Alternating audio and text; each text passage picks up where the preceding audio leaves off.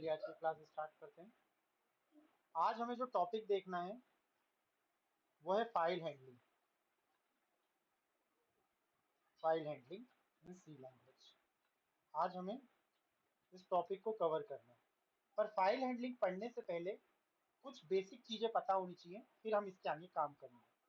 File handling का मतलब क्या होता है कि जो भी डेटा अभी तक हम वेरिएबल में सेव कर रहे थे और उसे एग्जीक्यूट करवा रहे थे, अब वही सारा डेटा हम फाइल के अंदर क्या करेंगे, स्टोर करेंगे, ना कि वेरिएबल में स्टोर करेंगे। क्योंकि वेरिएबल के साथ दिक्कत क्या है कि वो टेम्परेरी स्टोरेज ऑफ डेटा है ना। वो टेम्परेरी मतलब कुछ समय के लिए डेटा को होल्ड करके रख सकता है, पर मुझे एक परमानेंट स्टोरेज एरिया चाहिए जहां पे मैं डेटा को मतलब हार्ड डिस्क में स्टोर करके एज एन फाइल फॉर्मेट रख सकूं। तो उसके लिए मुझे फिर कौन सा टॉपिक यूज करना पड़ा, फाइल हैंडलिंग। तो इसका काम क्या है, it is use to store data permanently permanently it is used to store data permanently as an file format on our hard disk। हम हार्ड डिस्क में अपने डेटा को फाइल के फॉर्म में क्या कर सकते हैं, स्टोर करके रख सकते हैं। अब यहाँ पर ये चीज तो समझ में आ रही है कि फाइल के फॉर्म में डेटा स्टोर करके हार्ड डिस्क में रखना है, तो हम क्या यूज करेंगे, फाइल हैंडलिंग टॉपिक का। बट यहाँ पे टाइप्स ऑफ स्टोरेज एरिया कितने होते हैं पहले उसको समझो। टाइप ऑफ स्टोरेज एरिया, अभी फाइल हैंडलिंग स्टार्ट नहीं किया, पहले बेसिक डिस्कस कर रहे हैं। कितने स्टोरेज एरिया है, तो एक्चुअल में दो तरह के स्टोरेज एरिया होते हैं। पहला होता है temporary temporary storage area temporary storage area temporary storage area और दूसरा होता है हमारे पास permanently storage area. Permanently storage area, तो जैसे हमारे पास वेरिएबल होते हैं या फंक्शंस होते हैं या ऑब्जेक्ट होते हैं, जिसने क्लास वगैरह पढ़ी उसे पता है ऑब्जेक्ट क्या होते हैं, ठीक है। ऐसी कोई भी चीज होती है जो टेम्परेरी तौर पे रैम में स्टोर होती है ना। कुछ समय के लिए कहाँ पे स्टोर होती है, रैम में। परमानेंटली स्टोरेज नहीं होता, टेम्परेरी स्टोरेज होता है। जैसे एरे हो गया, क्लास हो गया, स्ट्रक्चर हो गया, ये कुछ समय के लिए क्या होते हैं, मेमोरी में स्टोर होते हैं। तो मेमोरी मतलब कौन सी मेमोरी, जो प्राइमरी मेमोरी होती है, रैम। हम कोई भी प्रोग्राम रन करते हैं तो वो भी कहाँ एग्जीक्यूट हो रहा है, टेम्परेरी मेमोरी में, रैम में रन हो रहा है। तो ऐसे सारी वेरिएबल्स या ऐसी सारी स्टोरेज जो रैम के अंदर हो रही है उसे हम टेम्परेरी स्टोरेज एरिया बोलते हैं। और परमानेंटली स्टोरेज एरिया क्या होती है, जो हार्ड डिस्क या एसएसडी में स्टोर होता है। तो यहाँ पे तीन तरीके की चीजें स्टोर होती हैं। पहला होता है फाइल सिस्टम।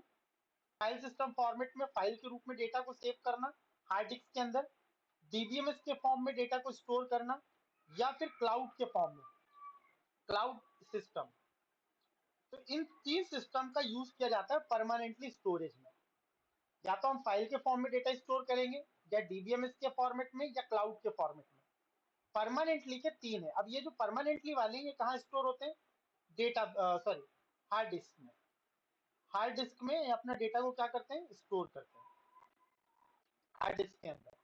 तो जो भी डेटा हार्ड डिस्क के अंदर, चाहे वो फाइल के फॉर्मेट में हो रहा हो, डेटाबेस में हो रहा हो, या क्लाउड के रूप में हो रहा हो, उसे हम परमानेंटली स्टोरेज एरिया में रखेंगे। तो हम ये जो टॉपिक पढ़ रहे हैं एक्चुअल में ये फाइल सिस्टम पे वर्क करता है। तो पहले ये समझ लो तीनों टैब जो परमानेंट स्टोरेज एरिया है ये एक्चुअल में होते क्या है। फाइल सिस्टम समझ में आ रहा है, फाइल के फॉर्म में डेटा स्टोर करना। We can store data as an file format. अब फाइल का फॉर्मेट कुछ भी हो सकता है, हम वर्ड की फाइल भी कंसीडर कर सकते हैं, हम नोटपैड की फाइल भी कंसीडर कर सकते हैं। नोटपैड का एक्सटेंशन होता है टीएक्सटी, ठीक है। हम एक्सेल के फॉर्म में भी डेटा स्टोर कर सकते हैं, हम सीएसवी फॉर्मेट में भी डेटा स्टोर कर सकते हैं। डेटा किसी भी फॉर्म में हो सकता है, पीडीएफ फॉर्मेट में डेटा स्टोर कर सकते हैं। बात बस ये हो रही है कि जो डेटा होगा वो फाइल फॉर्मेट सिस्टम यूज करेगा, फाइल सिंटेक्स यूज करेगा, फाइल सिस्टम यूज करेगा। मतलब फाइल के फॉर्म में डेटा स्टोर होगा यहाँ पर। और यहाँ पर जो डेटा स्टोर होता है ना, वो स्मॉल अमाउंट ऑफ डेटा को स्टोर या लिमिटेड अमाउंट ऑफ डेटा को स्टोर करने के लिए इसका यूज कर सकते हैं। We can store limited limited amount of data, या बहुत कम डेटा, एक लिमिटेड अमाउंट का डेटा ही हम क्या कर सकते हैं, फाइल में स्टोर करके रख सकते हैं। तो वर्ड की फाइल हो सकती है, एक्सेल की फाइल हो सकती है, पावर पॉइंट की फाइल हो सकती है, पीडीएफ हो सकता है, कोई भी फाइल सिस्टम, कोई भी फाइल फॉर्मेट, और फाइल के रूप में डेटा को स्टोर करना क्या कहलाता है? फाइल सिस्टम कहलाता है। ठीक है, अब यहाँ पर ये जो वाला फाइल सिस्टम है, उसके बाद आता है हमारे पास डीबीएमएस फॉर्म में। ये भी आपने सुना होगा डेटाबेस फॉर्म में, है ना, डेटाबेस मैनेजमेंट सिस्टम। तो यहाँ पर क्या होता है, स्मॉल अमाउंट ऑफ डेटा, ये कहेंगे कि लार्ज अमाउंट ऑफ डेटा, ज्यादा यूज भी नहीं, मीडियम टाइप का डेटा। तो we can store huge amount of data, huge amount of data we can store. इसमें हम क्या कर सकते हैं, एक ह्यूज अमाउंट, जब बहुत सारा डेटा हो, उसको स्टोर करने के लिए फिर हम किसका यूज करेंगे? डीबीएमएस का करेंगे। और डीबीएमएस सॉफ्टवेयर कई सारे हैं, जैसे माइस्क्यूएल है, हम ओरेकल पढ़ते हैं, है ना, हम एसक्यूएल सर्वर पढ़ते हैं, एसक्यूएल सर्वर हो गया, सॉरी, एसक्यूएल सर्वर हो गया, एसक्यूएल सर्वर हो गया। ऐसी फॉक्सप्रो होता है, फॉक्सप्रो होता है, इंडिया में ज्यादा यूज नहीं होता बट होता है। तो ये सारे के सारे सॉफ्टवेयर क्या कहलाते हैं? डीबीएमएस सॉफ्टवेयर कहलाते हैं। तो जब हम इन सॉफ्टवेयर के अंदर डेटा को स्टोर करते हैं तो उसे कहते हैं डीबीएमएस। ठीक है, और जब huge, very very huge amount of data store करना हो, we can store very very huge amount of data या unlimited data, very very huge amount of data, या इसे कह सकते हो अनलिमिटेड, अनलिमिटेड डेटा स्टोर करना हो तो हम क्या यूज करते हैं? क्लाउड यूज करते हैं। तो क्लाउड का मतलब क्या होता है? क्लाउड का मतलब होता है जैसे हम गूगल ड्राइव में डेटा स्टोर करते हैं, गूगल ड्राइव फॉर्मेट में, या हम वन ड्राइव में डेटा स्टोर करते हैं, ठीक है, या फिर हम आई क्लाउड में डेटा स्टोर करते हैं, आई क्लाउड में डेटा स्टोर करते हैं। तो ये जो सारे मैकेनिज्म है, ये क्या कहलाते हैं? क्लाउड सिस्टम कहलाते हैं। तो ये भी एक तरीका है, ये भी एक मैकेनिज्म है जहाँ पे डेटा को स्टोर करके रख सकते हैं, एक हार्ड डिस्क या गूगल ड्राइव वगैरह में, एक माइस्क्यूएल वगैरह में, और एक होता है एक्सेल की फाइल वगैरह में डेटा को स्टोर करके रखना। जो छोटे मोटे शॉपकीपर होते हैं, जिनको एक लिमिटेड एरिया का डेटा मतलब मेंटेन करना है, जैसे शॉपकीपर्स या रिटेलर्स होते हैं, वो किसको यूज करते हैं? वो फाइल सिस्टम यूज करते हैं। जैसे किराने की दुकान है या कोई भी शॉपकीपर है, तो उसको अपना एक एरिया का, जैसे कोलार एरिया का या न्यू मार्केट एरिया का ही उसको डेटा रखना है। उसके पास ज्यादा कस्टमर नहीं है, 1000 या 1500, इससे ज्यादा कस्टमर हर किराने वाले के पास नहीं होते। तो एक लिमिटेड अमाउंट ऑफ डेटा उससे क्या करना है? मेंटेन करके रखना है, तो वो एक्सेल वगैरह में मेंटेन कर सकता है। बट अगर मैं बात करूं, जो टेलीकॉम कंपनी होती हैं, शेयर मार्केट्स होते हैं, या जो इंटरप्राइजेस होती हैं, है ना, जो कि क्या होते हैं, जैसे जियो हो गया, मतलब ये अपने टेलीकॉम सेक्टर में, एयरटेल हो गया, आइडिया हो गया, ये अपने डेटा को एक्सेल में स्टोर नहीं कर सकते, क्योंकि इनको कंट्री लेवल का डेटा स्टोर करना है, एक पर्टिकुलर एरिया का डेटा स्टोर नहीं करना है। ठीक है, तो जैसे जियो हो गया, एयरटेल हो गया, एयरटेल मतलब ये टेलीकॉम सेक्टर हो गए, ठीक है, या शेयर मार्केट हो गया, शेयर मार्केट वगैरह जो लाइव पे चलता है। तो इस तरह का जो डेटा स्टोर होता है वो किस पर होता है? डीबीएमएस में स्टोर होता है। मतलब कंट्री लेवल, ये तो एक लिमिटेड एरिया का डेटा हो गया, शॉपकीपर्स वगैरह, तो एक्सेल में काम चल जाएगा, बट कंट्री लेवल का डेटा है तो एक्सेल में स्टोर नहीं करेंगे हम, फिर उससे कहाँ पे करेंगे? डीबीएमएस वगैरह में। और जब डेटा क्या होता है, बहुत ज्यादा हो जाता है, जैसे फेसबुक वगैरह, ये अपने डेटा को डीबीएमएस में थोड़ी ना मेंटेन करते हैं, ये अपने डेटा को कहाँ पे मेंटेन करते हैं? क्लाउड पे। ट्विटर हो गया, या फिर इंस्टाग्राम हो गया, ट्विटर, इंस्टाग्राम, फेसबुक, व्हाट्सएप, ये सारे क्या हो गए? ये सारे हमारे क्लाउड सिस्टम हो गए। तो मतलब ये जो होता है, ये मतलब पूरे ऑल ओवर द वर्ल्ड, पूरे वर्ल्ड का डेटा मेंटेन कर रहे हैं, ऐसा नहीं कि कंट्री लेवल पे ही लिमिटेड है। जैसे जियो तो क्या है, केवल इंडिया में लिमिटेड है, मेरे ख्याल से दूसरे कंट्रीज में इसके ज्यादा मतलब वो नहीं होगा, स्कोप नहीं होगा। बट यहाँ पर जैसे फेसबुक, इंस्टाग्राम है, ये all over the world data maintain कर रहा है, तो इसको क्लाउड सिस्टम चाहिए। तो जब छोटा मोटा डेटा स्टोर करना है एक लिमिटेड एरिया का, तो फाइल सिस्टम यूज करो। थोड़ा इंटरमीडिएट लेवल डेटा स्टोर करना है तो डीबीएमएस स्टोर करो। और very very huge amount of data या अनलिमिटेड डेटा स्टोर करना है तो आप किसको यूज करो? क्लाउड सिस्टम को यूज करो। अब फाइल जो सिस्टम है, इसकी लिमिटेशन क्या है? ये क्या नहीं कर सकता? लिमिटेशन, लिमिटेशन, ये क्या नहीं कर सकता? क्या नहीं कर सकता, लिमिटेशन क्या है। जैसे मैं बात करूं, सिक्योरिटी नहीं है इसमें, यूजर नेम पासवर्ड वाला कोई लॉजिक नहीं होता, सिक्योरिटी लेस होती है, मतलब कम होती है बट इतनी नहीं होती, खास नहीं होती। एसक्यूएल क्वेरी का सपोर्ट नहीं होता, है ना, एसक्यूएल क्वेरीज वगैरह आप नहीं चला सकते, है ना, सेलेक्ट ऑल फ्रॉम ईएमपी वगैरह जो भी एसक्यूएल सपोर्ट है वो इसमें नहीं है।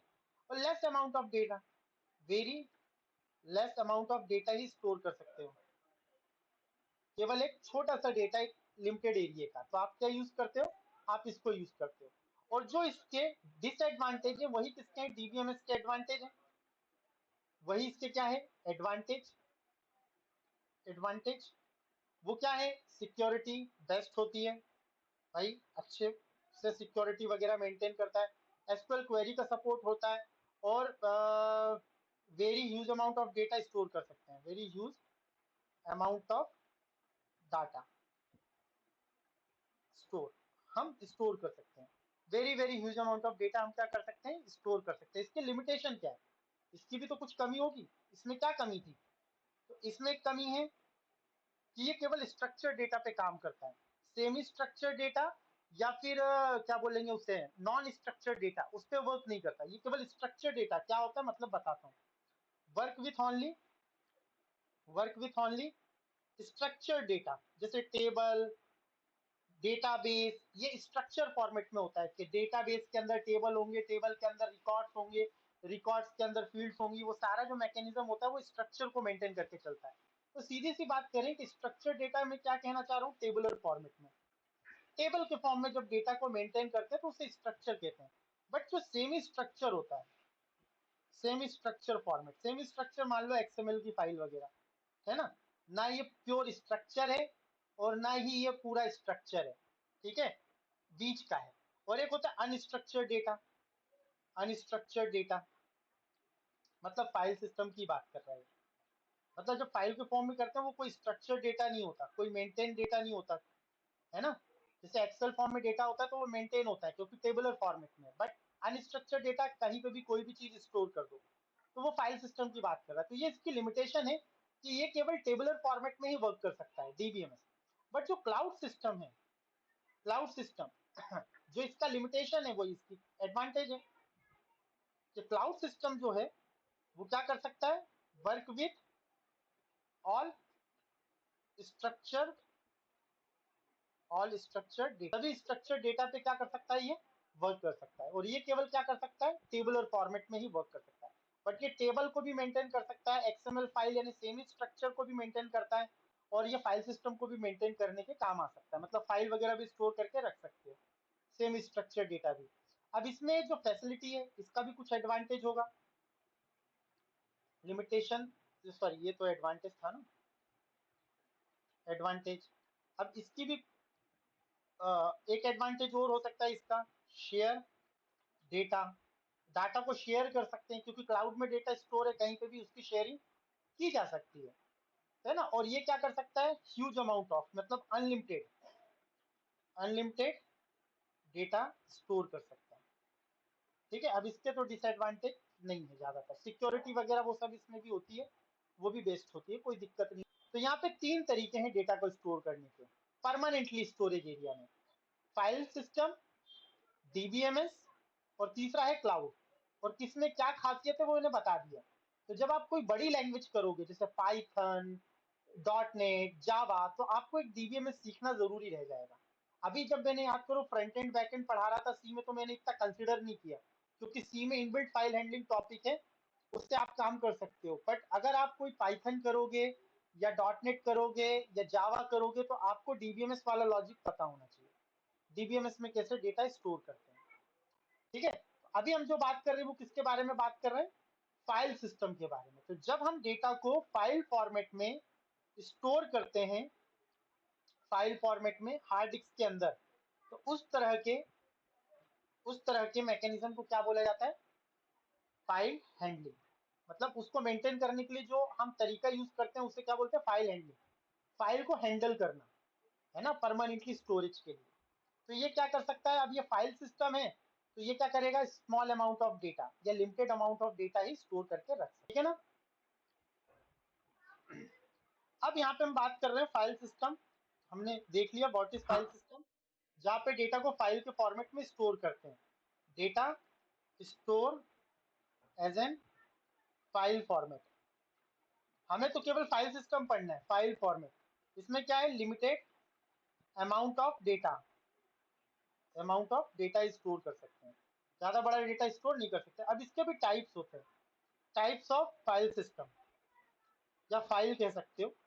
फाइल के दो तरह के टाइप होते हैं। पहला होता है text file, first is called text file, and second file is called binary file. Second file को क्या कहते हैं, बाइनरी फाइल। कहीं कहीं पे टेक्स्ट फाइल को सीक्वेंशियल फाइल भी कहते हैं, तो कंफ्यूज नहीं होना। सीक्वेंशियल फाइल भी कहते हैं या सीक्वेंस फाइल भी कहते हैं। और बाइनरी फाइल को कहीं कहीं पे क्या बोलते हैं, रैंडम, रैंडम फाइल भी बोलते हैं। इन टर्म्स पे भी कंफ्यूजन नहीं होना चाहिए। रैंडम फाइल बोलते हैं कहीं कहीं पे इसे, बाइनरी को।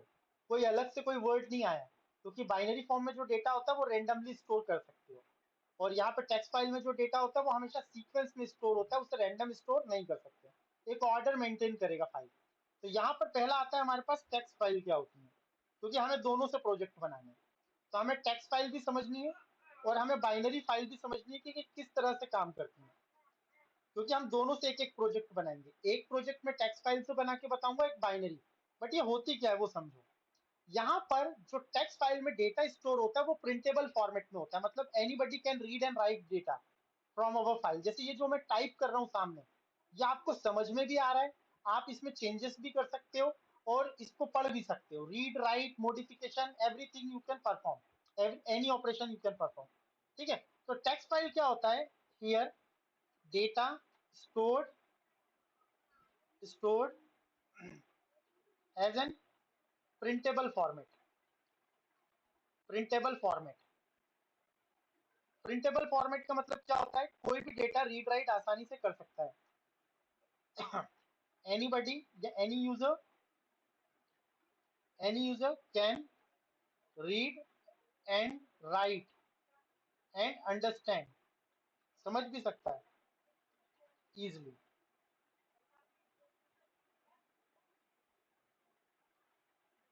डेटा को इजिली समझ भी सकता है ना, उसमें चेंजेस भी कर सकता है, मॉडिफिकेशन भी कर सकता है किसी भी। और ये जो डेटा होगा ये पढ़ने में आएगा। बट यहाँ पे जो डेटा स्टोर होता है ये बाइनरी फॉर्म में होता है, मतलब 0 1 फॉर्म में, प्रिंटेबल फॉर्म नहीं होता है ना। तो here data store as an binary, binary number, binary text format. ठीक है, बाइनरी टेक्स्ट फॉर्मेट मतलब 0 1 और 0 1 के फॉर्म में डेटा स्टोर होता है, जबकि यहाँ पे जो डेटा स्टोर होता है वो कैरेक्टर फॉर्म में स्टोर होता है। ठीक है, कैरेक्टर फॉर्म में डेटा स्टोर किया जाता है यहाँ पे, कैरेक्टर फॉर्म में। और यहाँ पे डेटा कैसे स्टोर होता है, इन फॉर्म ऑफ बाइनरी। पर बाइनरी डेटा अगर आप देखो, फाइल को ओपन करके भी देखोगे, तो उसे आप पढ़ नहीं सकते, समझ नहीं सकते, उसमें मॉडिफिकेशन वगैरह नहीं कर सकते। Nobody, nobody can, nobody cannot read write and understand data easily, कोई भी इसे आसानी से समझ नहीं सकता। अब यहाँ पर क्या होता है कि जो डेटा होता है उसमें जो भी डेटा स्टोर होगा वो इन सीक्वेंस फॉर्मेट में होगा। मतलब क्या होता है, अभी मैं एग्जांपल से बताता हूँ। Here here data store in sequence format. ये सीक्वेंस का मतलब क्या होता है अभी बता रहा हूँ। और यहाँ पे जो डेटा स्टोर होता है वो रैंडम फॉर्मेट में होता है, मतलब किसी भी पोजीशन पे डायरेक्ट पहुंचो, डेटा को चेंज कर दो, अपडेट कर दो, मॉडिफाई कर दो, किसी भी पोजीशन पे डायरेक्ट पहुंच के। तो यहाँ पे रैंडम फॉर्मेट यूज करता है, रैंडम डेटा स्टोर करता है यहाँ पे। ठीक है, रैंडम। अब इसका मतलब क्या है, रैंडम और ये सीक्वेंस का मतलब क्या है।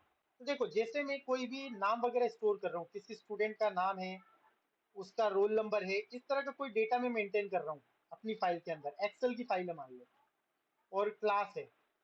तो यहाँ पे मैं नेम दूंगा रवि, यहाँ पे रोल नंबर दूंगा, यहाँ क्लास दूंगा, इसी तरह से एक और नाम ले लिया, और यहाँ पे मैं एक और क्लास रोल नंबर दूंगा, यहाँ पे एक और क्लास दूंगा। तो यहाँ पर क्या हो रहा है, इस फाइल का नाम है मान लो स्टूडेंट मतलब stu.txt, एक नोटपैड की एक्सेल की फाइल है, XLS एक्सेल की फाइल मान लो, कोई भी हो सकता है, नोटपैड भी हो सकती थी, बट मैं एक्सेल मान रहा हूँ। तो यहाँ पे डेटा कुछ इस तरह से स्टोर हो रहा है। अब यही डेटा जब मैं बाइनरी फॉर्मेट में स्टोर करूंगा तो वो कुछ इस तरह से होगा। फाइल का नाम वही है, बट यहाँ पे जो नेम है ना, ये बाइनरी में लिखा होगा। ये जो रोल नंबर है ना, ये कुछ बाइनरी डिजिट में लिखा होगा। मुझे खुद नहीं समझ में आ रहा, तो आपको क्या समझ में आएगा? मतलब एक बाइनरी फॉर्मेट में डेटा स्टोर होगा, बाइनरी फॉर्म में। मतलब वो केवल कंप्यूटर ही समझ सकता है, प्रोग्राम के थ्रू ही इसे रीड राइट कर सकते हो। कोई भी व्यक्ति इस फाइल को ओपन करके आपके डेटा को समझ नहीं सकता। और जब वो समझ नहीं सकता तो चेंज क्या करेगा? उसको क्या पता ये किसका रिकॉर्ड है? हमें पता है ये रवि का रिकॉर्ड है, बट बाइनरी फॉर्म में डेटा स्टोर है तो सामने वाले को क्या पता? तो इसलिए यहाँ पे जो डेटा स्टोर होता है वो कैसा होता है? बाइनरी फॉर्म में होता है।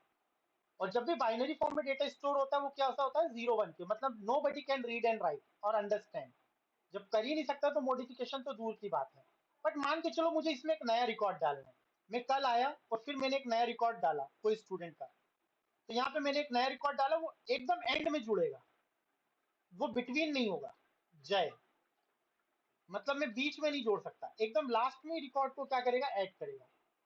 जो रिकॉर्ड है वो सीक्वेंस ऑर्डर में ही एक के बाद एक होंगे। और पर्टिकुलर को डिलीट करना है तो नीचे से ही डिलीट होगा, रैंडम किसी को भी पकड़ के डिलीट नहीं कर पाऊंगा। तो पहले मैं इसे डिलीट करूंगा, फिर इसको डिलीट करूंगा, फिर इसको डिलीट करूंगा, फिर जाके ये कहीं डिलीट होगा। तो मतलब 101 डिलीट करना है तो नीचे के तीनों डिलीट करने हैं। जैसे अपने पास कैसेट होती थी पहले, आप लोग पता नहीं कैसेट देखी नहीं देखी, कैसेट में रील होती थी, तो रील में गाना फॉरवर्ड करना पड़ता था, आप डायरेक्ट 5वें गाने पे जंप नहीं कर पाते थे। पर जब सीडी प्लेयर का लॉजिक आया तो आप पहला गाना सुन रहे हो, सिक्स वाले सॉन्ग पे जाना है, तो आप डायरेक्ट क्लिक कर कर उस पर रैंडम उसका सिलेक्शन कर सकते हो। तो वो जो सीडी प्लेयर वाला लॉजिक है वो बाइनरी डेटा कहला जाता है। और जो रील वाला एनालॉग वाला फॉर्मेट था वो क्या कहला जाता है? Text data. ठीक है, तो यहाँ पर इस तरह से डेटा स्टोर होता था। तो अब यहाँ पर बाइनरी की अच्छी चीज क्या है कि आपको यहाँ पे डेटा चेंज करना है तो आप डायरेक्ट यहाँ पर आओ और यहाँ पे कोई भी डेटा मॉडिफाई कर दो, किसी भी पोजीशन पर रैंडमली आप डेटा को इंसर्ट अपडेट डिलीट कर सकते हो। आपको सीक्वेंस को मेंटेन नहीं करना। तो यहाँ पर जो डेटा स्टोर होता है वो किस फॉर्मेट में हो रहा है? टेक्स्ट और बाइनरी। तो हम दोनों से एक प्रोजेक्ट बनाएंगे, टेक्स्ट से भी बाइनरी से भी। बट अब यहाँ से आगे की बात करते हैं। ठीक है, अब फाइल वगैरह बनाते कैसे हैं, क्या क्या फंक्शंस होते हैं, क्या क्या कमांड होते हैं, ये तो बात हो गई।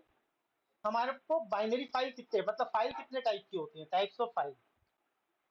ठीक है, अब यहाँ पर structure of C, structure of file in C language. C language में फाइल का स्ट्रक्चर क्या होता है उस पर हम बात करेंगे। तो देखो क्या स्ट्रक्चर होता है पहले समझ लो। ठीक है, अब इसकी बात करते हैं। देखो, जब जब भी मुझे डेटा को कीबोर्ड से वेरिएबल में डालना है तो कौन सा फंक्शन यूज होता है? कौन सा फंक्शन? scanf, scan. तो स्कैन अप फंक्शन का यूज करके मैं क्या करता हूँ, कीबोर्ड से कोई भी डेटा मैं क्या कर देता हूँ? वेरिएबल में डाल देता हूँ। अब ये जो वेरिएबल में डेटा है इसको मॉनिटर पे डिस्प्ले करना है तो क्या यूज करते हैं? जो printf, यहाँ पे जो डेटा है इसको डालना है तो यहाँ पे क्या यूज करेंगे? Print F. Print F, print F function कौन सा यूज कर रहा हूँ? Print F. Print F function use करेंगे। तो कीबोर्ड से डेटा वेरिएबल में डाल रहे हैं तो स्कैन एफ, और जब कीबोर्ड से डेटा मॉनिटर पे डाल रहे हैं तो क्या यूज कर रहे हैं हम? Print F. अब मुझे क्या करना है, ये जो डेटा है ये मॉनिटर के अंदर राइट नहीं करना, this is called right. Right करना मतलब लिखना, जिसे क्या बोलेंगे? राइट करना। वेरिएबल में जो भी लिखा है उसको मॉनिटर पे लिख दो, और इसका मतलब है क्या? कीबोर्ड में जो भी है उसको वेरिएबल में डाल दो, तो इसे कहेंगे रीड करना। स्कैन को क्या बोलेंगे? Read process. रीड करना चीजों को, टर्म पे भी ध्यान देना। स्कैन को बोलते रीड करना। ठीक है, अब मुझे जो है ए बी वाला डेटा मॉनिटर पे राइट नहीं करना, लिखना नहीं, उसको कहाँ लिखना है? यहाँ पे एक फाइल है मान लो, इस फाइल का नाम है student dot XLS x. Hard disk में ही होगी, कोई सी भी फाइल हो सकती है हार्ड डिस्क के अंदर। अब इस फाइल के अंदर मुझे इस वेरिएबल में जो भी डेटा इस फाइल में मुझे लिखना है, तो मैं क्या यूज करूंगा? यहाँ पर मुझे लिखना है, राइट करना है, तो मैं यहाँ पर क्या यूज करूंगा, फंक्शन का नाम होगा F print F, print F, F लग जाएगा आगे क्योंकि फाइल में डेटा में राइट कर रहा हूँ, और इस प्रोसेस को क्या बोलेंगे, राइट करना, इसको बोलेंगे राइट करना, क्योंकि फाइल में लिख रहा हूँ। प्रिंट एफ लिखने का काम करता है, जैसे ये मॉनिटर पे लिख रहा है, उसी तरह से यदि मुझे फाइल में से डेटा निकाल के वेरिएबल में डालना है तो मैं क्या यूज करूंगा, मैं यूज करूंगा एफ स्कैन एफ, एक मिनट, मैं क्या यूज करूंगा, एफ स्कैन एफ, इस फंक्शन को यूज करूंगा, और इसका मतलब क्या है, रीड करना, मतलब मैं डेटा क्या कर रहा हूं, मैं डेटा फाइल में से रीड कर रहा हूं और वेरिएबल में डाल रहा हूं, तो उसके लिए हम ये वाला फंक्शन यूज करेंगे। इसको मैं सेव कर दूं कहीं ताकि गायब ना हो जाए। स्ट्रक्चर ऑफ, इतनी चीज समझ में आई, मैकेनिज्म समझ में आया। अभी तक हम स्कैनएफ और प्रिंटएफ यूज करते थे, बट अब हमारे पास हार्ड डिस्क है, तो अब मुझे क्या करना है, अगर फाइल में से डेटा निकालना है और वेरिएबल में डालना है तो स्कैनएफ यूज करूंगा, और वेरिएबल में डेटा आ गया तो प्रिंटएफ के थ्रू मॉनिटर पे प्रिंट करा दूंगा। ठीक है, तो ये सेव हो गया। अब मैं एक नई फाइल बना रहा हूँ, अब इसको भी समझना है, जो मैं अब बताने जा रहा हूँ। अब यहाँ पे भी फाइल का स्ट्रक्चर ही समझा रहा हूँ, बट अब केवल मैं क्या यूज करूंगा, हार्ड डिस्क और प्रोग्राम, दो चीजें यूज करूंगा। ये मेरा प्रोग्राम है, यहाँ पे जो भी मैं प्रोग्राम है, ध्यान से समझना, प्रोग्राम डॉट सी, इसके अंदर कुछ वेरिएबल है, इंटीजर ए बी कुछ भी हो सकता है, नाम, स्टूडेंट नेम, कुछ भी, तो ये है। अब यहाँ पर मेरी रैम है, this is my RAM, RAM को मैं किसी दूसरे डायग्राम से ले लेता हूँ, जैसे यही अच्छा लग रहा है, तो यहाँ पर मैं, ये मेरी रैम है, ठीक है, क्योंकि प्रोग्राम रैम में रन होता है, आप सबको पता है, और यहाँ पे मेरा हार्ड डिस्क है, this is my hard disk. अब जब बना ही रहा हूँ तो अच्छे से बना देता हूँ, this is my hard disk, ये मेरी हार्ड डिस्क है, हार्ड डिस्क, और ये इसमें है stu डॉट xlsx, ये फाइल है, ठीक है, ये मेरी हार्ड डिस्क है। एक मिनट,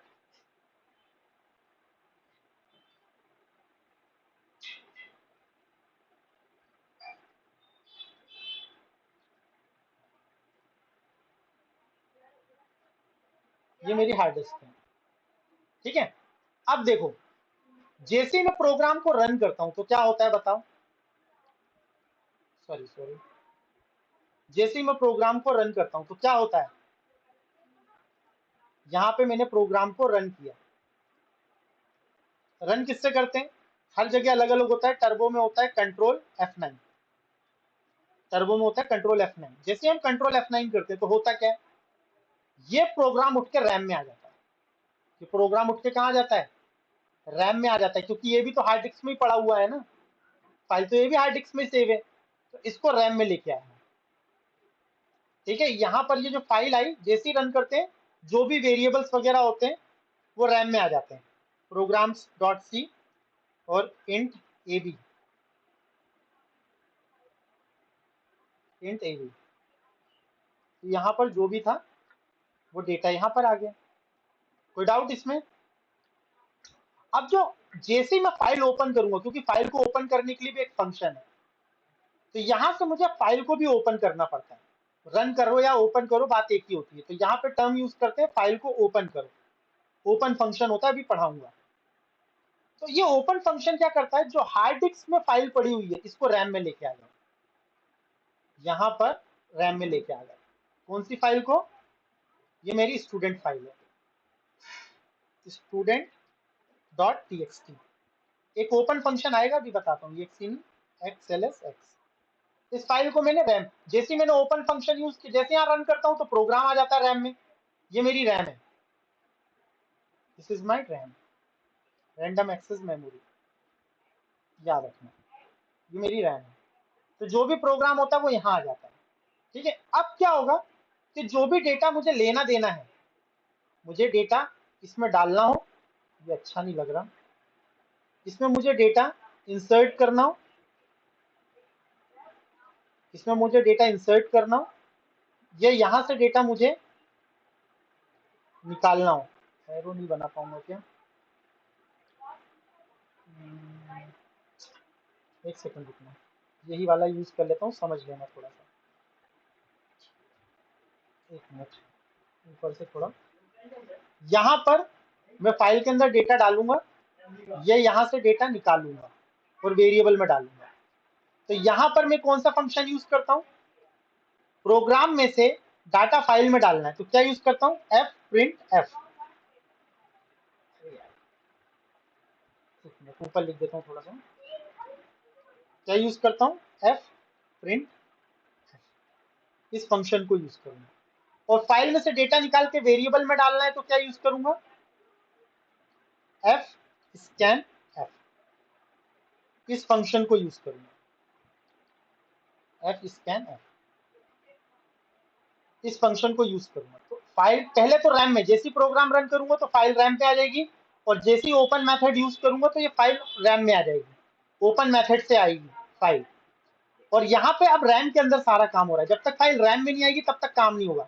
तो फाइल इसमें गया है, और जैसे ही प्रोग्राम खत्म होता है तो ये अपने आप क्लोज हो जाता है। जैसे ही वॉइड मेन खत्म होता है तो ये रैम को क्या कर देता है? छोड़ देता है। बट यहाँ पे फाइल को क्लोज करना पड़ता है मैनुअली।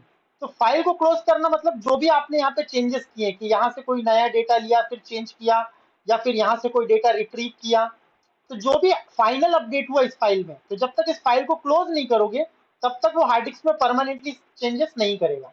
तो परमानेंटली चेंजेस करने के लिए हार्ड डिस्क में हम क्या यूज करते हैं? क्लोज फंक्शन का। फंक्शन का नाम होता है क्लोज। क्लोज नहीं, एफ क्लोज होता है एक्चुअल में, क्लोज होता है सी में, एफ क्लोज, और यहाँ पे होता है एफ ओपन। बात समझ में आ रही है?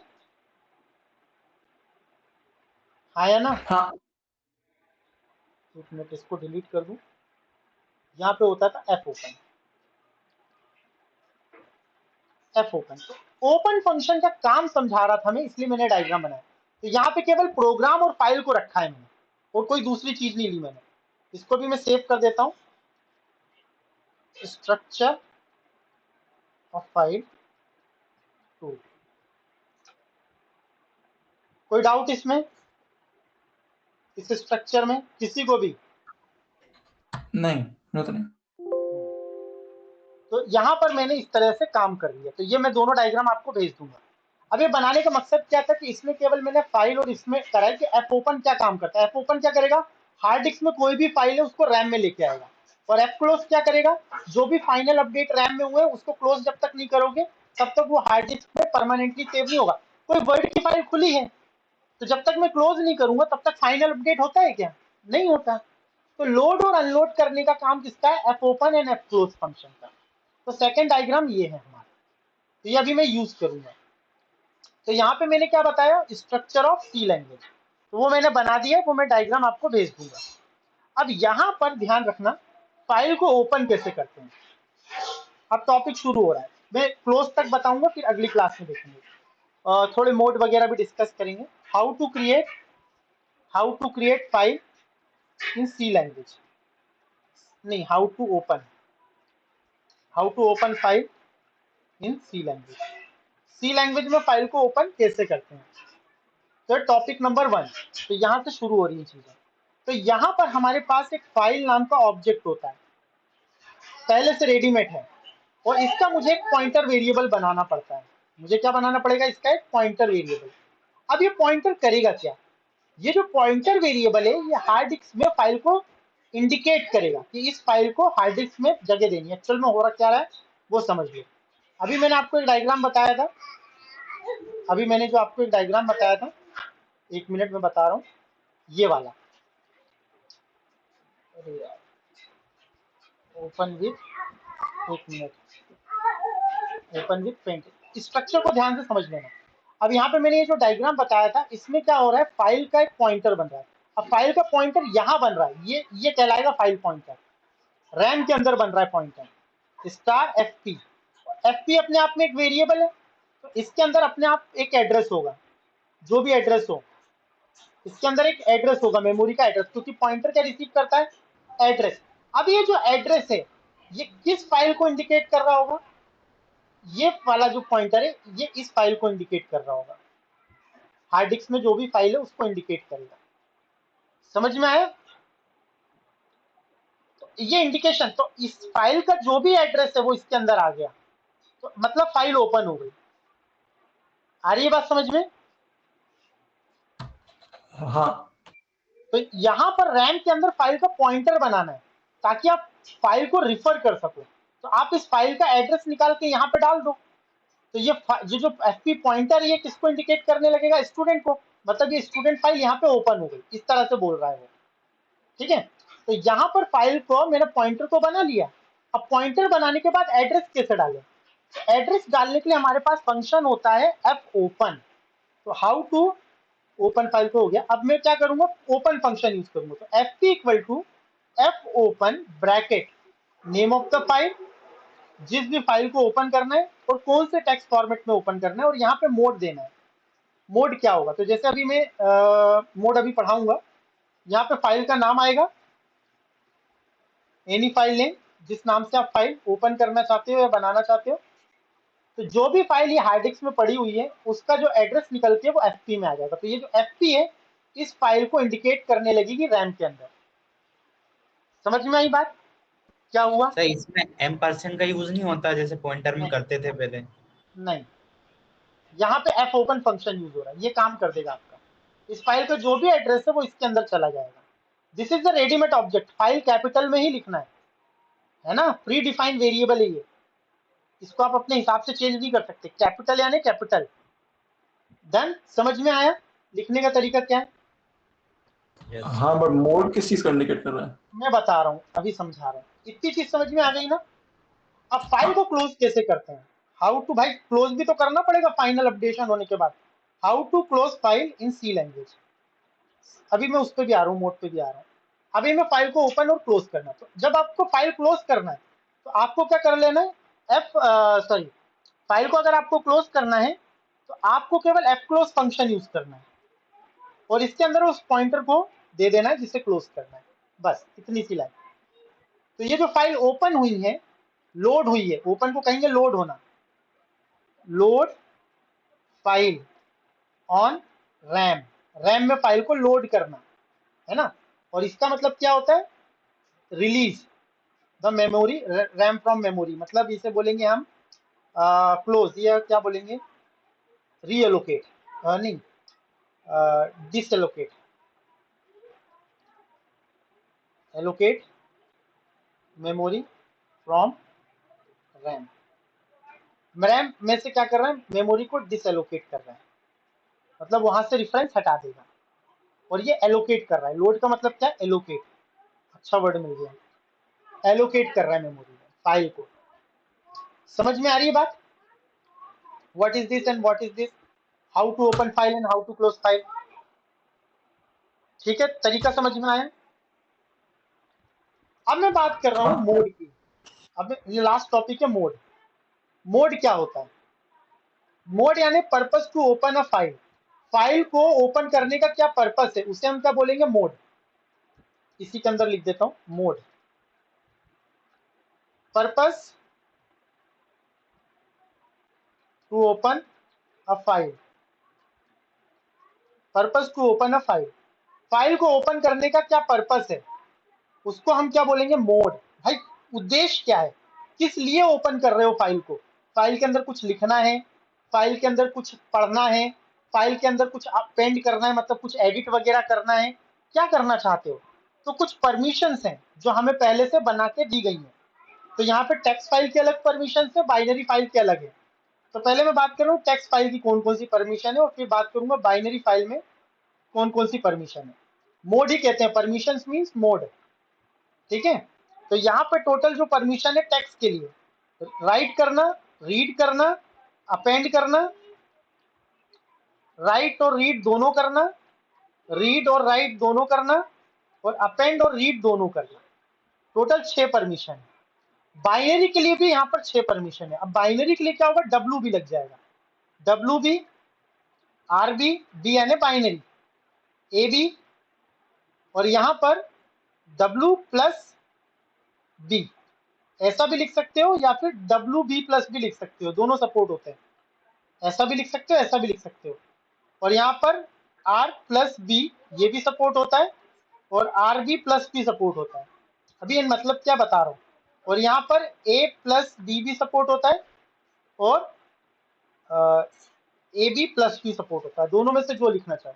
मतलब इन तीनों को लिखने के यहाँ पे दो अलग अलग फॉर्मेट है। बात यही है, आप WB+ लिख दो या WD+ लिख दो, बात एक ही होती है। समझ रहे हो? क्योंकि कई कई बार कंफ्यूजन होगा, सर कहीं कहीं पे तो ये मिलता है, कहीं कहीं पे ये मिलता है, दोनों एक्सेप्टेबल है। ये नाम समझ में आए, टोटल कितनी हो गई? 6 दूनी 12, टोटल 12 परमिशन हो गई। तो यहाँ पर फाइल को किसके लिए ओपन कर रहे हो? अगर ये आपको ऊपर वाली परमिशन समझ में आ गई तो नीचे वाली ऑटोमेटिक आ जाएगी, क्योंकि नीचे वाली जो है वो इन्हीं से मिलके बनी है, बस आगे बी लग गया है। आगे क्या लग गया है? बी। बाकी कुछ भी चेंजेस नहीं है ना। तो ऊपर वाला अगर समझ में आए टेक्स्ट वाला, तो नीचे वाला ऑटोमेटिक समझ में आ जाएगा। तो यहाँ पे मैं पहली परमिशन डिस्कस कर रहा हूँ जो कि है W परमिशन या मोड। मोड यानी परमिशन, है ना। तो इट इज, नाम से समझ में आ रहा है, W का मतलब राइट हो रहा है। It is use to write data on our file. ये हमारे फाइल में डेटा को लिखने के काम आता है, राइट करने के। इसका फुल फॉर्म क्या होगा? राइट। W का मतलब है right, this is the write permission. भाई फाइल को क्यों ओपन कर रहे हो? भाई फाइल में अगर मैं यहाँ पे W दे दूंगा तो मतलब क्या है? फाइल में डेटा लिखना है। अगर R दे दूंगा तो फाइल में से डेटा पढ़ना है। परमिशन क्या है? फाइल को क्यों ओपन करना चाह रहे हो? डेटा लिखना है या रीड करना है? राइट करना है, रीड करना है। तो यहाँ पर जो W परमिशन ये क्या करती है? फाइल में राइट करने के काम आती है, डेटा लिखने के। अब यहाँ पे दो कंडीशन होती है, यदि फाइल नहीं बनी तो नई फाइल बना देगा, और अगर फाइल बनी है तो जो पुराना डेटा है वो ओवरराइड हो जाएगा W परमिशन से। तो इसमें दो है, इफ फाइल इज प्रेजेंट या अवेलेबल, और दूसरी कंडीशन क्या बनेगी? If file is not present या exist. If file is not present या अवेलेबल, आप अपने हिसाब से देख लेना क्या लिखना है। तो यदि यहाँ पर फाइल पहले से प्रेजेंट है, मान के चलो मैं ABC फाइल ओपन कर रहा हूँ और ABC फाइल ऑलरेडी बनी हुई है, तो उसके अंदर कुछ पहले से लिखा हुआ है, तो जो पहले से लिखा डेटा है वो ओवरराइड हो जाएगा। तो अगर फाइल पहले से बनी है तो क्या होगा? Override the current data. जो भी उसका डेटा है वो क्या हो जाएगा? नए डेटा से ओवरराइट हो जाएगा। और अगर फाइल नहीं बनी तो एक न्यू फाइल बना देगा। मान के चलो जिस फाइल को मैं ओपन कर रहा हूँ लिखने के लिए वो बनी नहीं है, तो ये W क्या करेगा? न्यू फाइल बना देगा। तो क्रिएट अ न्यू फाइल, उस नाम से एक न्यू फाइल बना देगा। अगर फाइल उपलब्ध नहीं है तो नई फाइल बना देगा, और फाइल अगर बनी हुई है तो पुराना डेटा हटा के नया डेटा डाल देगा। जितनी बार प्रोग्राम को रन करूंगा तो ओवरराइड हो जाएगा ये। राइट समझ में आया? What is write? Write permission क्या करेगी? Any doubt? अब read permission, read it is use to read data from file. File में से डेटा निकालेगी और वेरिएबल में डाल देगी। यहाँ पे क्या हो रहा है? जो भी वेरिएबल का डेटा है, एक मिनट रुको, जो भी वेरिएबल का डेटा है वो किस में जा रहा है? फाइल में। मतलब लिख रहा है, वो डेटा किस में जा रहा है? फाइल के अंदर जा रहा है। और यहाँ पे जस्ट उल्टा हो रहा है, जो भी फाइल का डेटा है उसको मैं वेरिएबल में डाल रहा हूँ। इसे कहाँ डाल रहा हूँ? वेरिएबल के अंदर, मतलब प्रोग्राम में लेके आ रहा हूँ। इसे कहेंगे रीड करना, पढ़ना। तो अगर मैं पढ़ने के लिए ओपन कर रहा हूँ तो मैं क्या यूज करूंगा? Permission read. अब it is an default, it is an default mode. अगर मैं नहीं बताऊंगा यहाँ पे, मगर मैं मोड नहीं बताता कि W है कि A है या W+ है, तो कंप्यूटर बाय डिफॉल्ट क्या मान के चलेगा? R। आपको R बताने की जरूरत नहीं है। अब इसमें भी दो कंडीशन होंगी, फाइल बनी हो तो क्या होगा, नहीं बनी तो क्या होगा। अगर फाइल पहले से उपलब्ध है तो डेटा रीड कर देगा, read data from current file. जो डेटा है उसे फाइल में से क्या कर देगा? रीड करेगा। और अगर फाइल प्रेजेंट नहीं है तो एरर शो करेगा, शो द एरर। अब उस एरर का नाम क्या है मैं देख लूं, फिर मैं लिखता हूँ, मुझे भी याद नहीं आ रहा। ठीक है, नहीं तो वो क्या करेगा, एरर। अगर फाइल नहीं बनी और रीड कर रहे हो तो एरर दिखा देगा, और अगर फाइल बनी है तो उस फाइल में से डेटा रीड कर देगा। This is the read permission. अब यहाँ पे अगली क्या है, ए का मतलब होता है अपेंड। अपेंड मतलब आगे जोड़ना, ना कि ओवरराइट करना।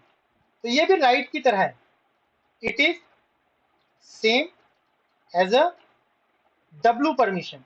W means write, write mode.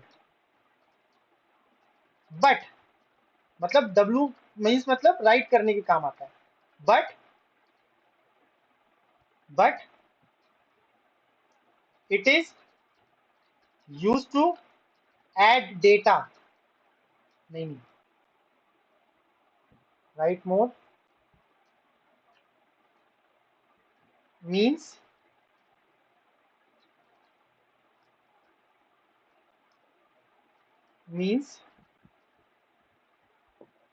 add data on file।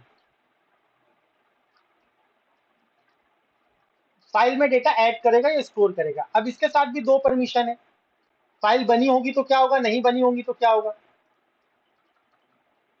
तो अगर फाइल प्रेजेंट है तो ये क्या कर देता है, डेटा को ओवरराइट कर देता है। बट ये क्या करेगा, add data at the last of the file, मतलब ये ओवरराइट नहीं करेगा।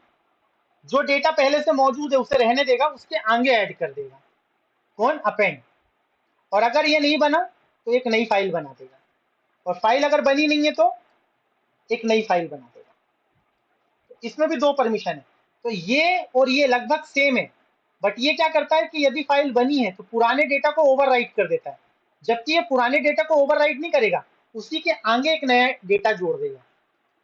अब इसके बाद ये जो तीन परमिशन है W प्लस, ये इससे मिलती जुलती है, W प्लस, R प्लस और A प्लस। तो इसका मतलब है ये दोनों परमिशन देगा, राइट की भी एज वेल एज रीड की भी। राइट और रीड एक साथ, प्लस मतलब उसमें एडिशनल एक कर दिया, पर प्रायोरिटी किसकी है, राइट की। ये क्या करेगा, रीड प्लस राइट। और ये जो नीचे वाला है ये क्या करेगा, अपेंड प्लस रीड, अपेंड और रीड। अब इन तीनों ही केस में, इन तीनों केस में फाइल मस्ट बी अवेलेबल, पहले से मौजूद होनी चाहिए। File must be present. इन तीनों में ही काम सारे वही करेंगे, बट उनमें क्या हो रहा है, फाइल नहीं बनी तो ऐसा एरर आ जाएगा, वो आ जाएगा। बट इन तीनों ही केस में फाइल पहले से बनी होनी चाहिए। अगर फाइल अवेलेबल नहीं है तो यहाँ पे एरर आ जाएगा, जबकि यहाँ पे क्या करता है, अगर फाइल बनी नहीं है तो एक नई फाइल क्रिएट कर देगा। बट कि W पर परमिशन में फाइल ऑलरेडी एग्जिस्ट, पहले से बनी होनी चाहिए। बाकी ये क्या करेगा, रीड और राइट एक साथ, ये राइट और रीड, रीड और राइट एक साथ, और ये अपेंड और रीड एक साथ, दो परमिशन को एक साथ कंबाइन कर दिया गया। एक साथ दो परमिशन लेनी है तो अलग अलग मत दो, एक साथ दे दो। कोई डाउट इसमें, कोई डाउट। नहीं सर। मुझे कहा राइट एंड रीड और रीड एंड राइट का डिफरेंस क्या था? इसमें ये राइट वाले में एंड रीड और रीड एंड राइट का डिफरेंस है क्या? डिफरेंस कुछ नहीं है, बस इसमें प्रायोरिटी रीड को पहले मिल जाती है। इसमें प्रायोरिटी जो है रीड को पहले मिल रही है, इसमें प्रायोरिटी W को मिल रही है। काम दोनों सेम करेंगे, कोई अंतर नहीं आएगा, प्रायोरिटी तो लेवल पे बस। तो जिस ऑर्डर में आप प्रोग्राम लिखते हो उससे डिपेंड नहीं होता वो सब? हाँ, देखो कई बार क्या होता है, एक फाइल में हमें दो काम करने होते हैं। एक बार तो ऐसा होता है कि एक फाइल में एक ही काम करना है, जैसे मैंने एक फाइल ओपन करी और उसमें डेटा राइट कर दिया। बट एक प्रोग्राम ऐसा है कि मैंने दो फाइलें ओपन करी, तो यहाँ से डेटा कॉपी करके दूसरी फाइल में पेस्ट कर रहा हूँ। तो मतलब एक से रीड कर रहा हूँ और दूसरे पर राइट कर रहा हूँ, है ना। या फिर एक ही फाइल में दोनों काम कर रहा हूँ, रीड भी कर रहा हूँ और राइट भी कर रहा हूँ। तो मुझे दोनों परमिशन चाहिए कि उसमें डेटा लिखना भी है, अपडेट करके, मॉडिफाई करके, और उसमें से डेटा पढ़ना भी है। तो दो अलग अलग परमिशन ना देके मैं क्या कर दूंगा, उसे एक ही परमिशन में अलॉट कर दूंगा। बट इसमें, इसमें और इसमें क्या है, अगर फाइल प्रेजेंट नहीं होती है तो ये तो एरर शो कर देता है, बट ये दोनों नई फाइल बना देते हैं। बट इनके केस में फाइल पहले से मौजूद होनी चाहिए, तभी ये काम करेंगे। फाइल ऑलरेडी एग्जिस्ट होनी चाहिए बस। तो अगर आपको ये टेक्स्ट वाले समझ में आ गए, ये किसके मोड थे, टेक्स्ट फाइल मोड, तो बाइनरी को समझना इतना कठिन नहीं है। बाइनरी में ये क्या करेगा, सेम ही पर्पस, पर बाइनरी आरबी की सेम ही डेफिनेशन, बट बाइनरी लिख देना, store data in binary format, read data in binary format, append data as in binary format, read and write data as in binary format, read and write data as in binary, append and read data as in binary. ठीक है, तो आपको केवल binary शब्द जोड़ देना, बाकी permission के जो काम है वो दोनों सेम करेंगे। कोई डाउट इसमें, कोई डाउट है? नहीं सर। नहीं, अभी मैं इसके आगे फाइल वगैरह में डेटा डालना कल बताऊंगा, आज नहीं बताऊंगा, आज केवल इतना ही है।